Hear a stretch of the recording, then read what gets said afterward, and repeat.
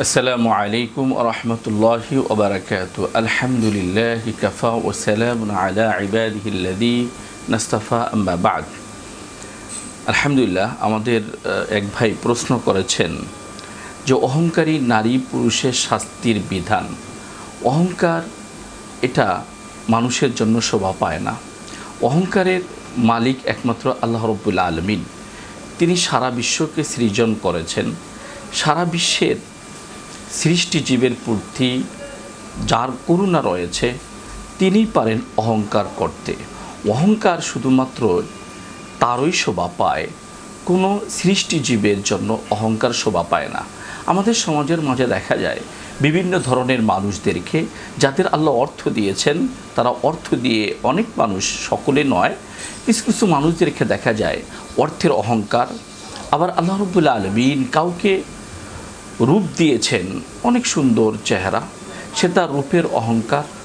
অনেক মানুষদেরকে আল্লাহ রাব্বুল আলামিন এরকম কিছু জ্ঞান দান করেছেন, জ্ঞানের অহংকার ইত্যাদি বৈষয়িক বিষয়ের অহংকার। এটা প্রশ্ন করেছেন যে মুমিন অর্থাৎ নারী এবং পুরুষ যারা অহংকার করে তাদের বিধান কি? তাদের বিধান শরিয়াতের দৃষ্টি লক্ষ্য করলে বোঝা যায় যে সূরা ইসরা বানি ইসরাঈলের ৩৭ নম্বর আয়াতে আল্লাহ রাব্বুল আলামিন বলেন, ওয়ালা তামশি ফিল আরদি মারাহা ইন্নাকা লান তাখরুকাল আরদ ওয়া লান তাবলুগাল জিবালা তুলা। আল্লাহ রাব্বুল আলামিন বলেন, নিশ্চয়ই তুমি ভূপৃষ্ঠে দাম্ভিকতার সহিত বিচরণ করো না, কারণ তোমার পক্ষে কখনো পদাম্বরে ভূপৃষ্ঠ বিদীর্ণ করে তুমি একবারে ভূপৃষ্ঠের নিচেও দিতে পারবে না, একবারে দাম্ভিকতা করে একবারে উপরও আরোহণ করতে পারবে না। কাজেই এই আয়াত দ্বারা বোঝা যাচ্ছে যে দাম্ভিকতা করা, দম্ভ কিংবা অহংকার করা শরিয়াত নিষেধ করেছেন। আমরা আরেকটি আয়াতের সূরাতুল লুকমান 18 নম্বর আয়াত দেখলে বুঝতে পারি, আল্লাহ বলেন, ওয়ালা তুসাইদ খাদ্দাকা লিন-নাস ওয়ালা তামশি ফিল আরদি মারাহা। আল্লাহ রাব্বুল আলামিন মানুষের জন্য নিজের গাল ফুলানো না এবং পৃথিবীতে উদ্ধতভাবে বিচরণ করতে নিষেধ করেছেন, যে তুমি উদ্ধতভাবে অর্থাৎ অহংকার বশত তুমি ভূপৃষ্ঠে চলবে না। তাহলে বোঝা যাচ্ছে যে অহংকার কোনো কর্মী করা যাবে না। অহংকার কেন করবেন? আপনার পক্ষে কি সম্ভব অহংকার করে আপনি শূন্য আসমানে উঠে যেতে পারবেন? নয়। আপনি কি অহংকার বশত জমিন বিদীর্ণ করে আপনি কি জমিন একবারে উন্মুক্ত করে নিচে ঢুকতে পারবেন না? যদি এই কাজটি আপনার করা সম্ভব না হয় তাহলে কোনো কর্মেই অহংকার করা যাবে না। বুঝে নিতে হবে যে আমরা অনেকে জানি যে কারুনের সম্পর্কে আমরা অনেকে দেখেছি যে কারুনকে আল্লাহ রাব্বুল আলামিন ধন সম্পদ দিয়েছিলেন, তার অনেক অট্টালিকা ছিল, কিন্তু অহংকার করার কারণে কারুন কিন্তু জমিনের মধ্যেই শুধু নিচেই চলে যাচ্ছে। কাজেই দাম্ভিকতা আল্লাহ রাব্বুল আলামিন কোনো সময় পছন্দ করেন না। মুসলিমের 2021 নম্বর হাদিসে এসেছে, আল্লাহ নবী সাল্লাল্লাহু আলাইহি ওয়াসাল্লাম এক ব্যক্তিকে বললেন, আন সালামাতা বিন আকওয়া রাদিয়াল্লাহু আনহু হতে বর্ণিত, তিনি বলেন যে আন্না রাজুলান আকালা ইনদা রাসূলিল্লাহি সাল্লাল্লাহু আলাইহি ওয়াসাল্লাম বিশিমালি। আল্লাহ নবী সাল্লাল্লাহু আলাইহি ওয়াসাল্লামের সামনে এক ব্যক্তি বাম হাত দিয়ে খেতে ছিল। আল্লাহ নবী সাল্লাল্লাহু আলাইহি ওয়াসাল্লাম বললেন, কুল বিয়ামিনিক, তুমি ডান হাত দিয়ে খাও।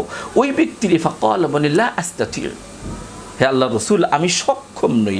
আল্লাহ নবী সাল্লাল্লাহু আলাইহি ওয়াসাল্লাম বলে, লাস্তাতা'তা, তুমি সক্ষমই হবে না। অর্থাৎ ওই মানুষটি মা মানাহু ইল্লাল কিবার, ওই মানুষটি শুধু দাম্ভিকতার কারণে অর্থাৎ অহংকার বশত ওই মানুষটি বাম হাতে আল্লাহ রসুল বলার কারণেও সে বাম হাত দিয়ে খেয়েছিল, ডান হাত দিয়ে খায়নি। পরক্ষণে দেখা গিয়েছে ওই মানুষটি আর কোনো সময় ডান হাত উত্তোলিত করতে পারেনি, অর্থাৎ তার ডান হাত মুখ পর্যন্ত সে একবারেই ডান হাতটা মুখ পর্যন্ত সে উঠাতে পারিনি। কারণ কি? সে অহংকার বশত, তার অহংকার ছিল বাম হাত দিয়ে খাবো, অসুবিধা কি?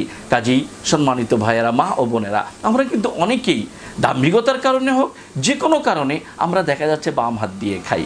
অনেক সময় অনেকে খেয়ে আবার অনেক কিছু ছেড়ে ফেলি, মনে হচ্ছে যে এই বাম হাত দিয়ে খাওয়া এটা মনে হয় একটা আধুনিকত্বের একটা ছোঁয়া। যারা ডান হাত দিয়ে খায় তাদের মধ্যে মনে হয় আধুনিকত্ব নেই। না, এটা কখনো করা যাবে না। আল্লাহ নবী বলেছেন তুমি বাম হাত দিয়ে খাচ্ছ কেন, তুমি কুল বিয়ামিনিকা। ওই মানুষটিকে বললেন তুমি ডান হাত দিয়ে খাও। ওই মানুষটি আল্লাহ রাসূলের কথা শুনেনি। পরক্ষণে দেখা গিয়েছে ওই মানুষটি তার ডান হাত আর কোনো সময় মুখ পর্যন্ত, চেহারা পর্যন্ত উঠাতে পারেনি।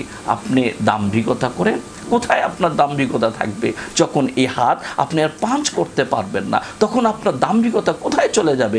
কাজেই অনেক মানুষদেরকে দেখা যায় রাস্তায় দাঁড়িয়ে দাঁড়িয়ে বাম হাত দিয়েই তারা অনেক কিছু পান করে।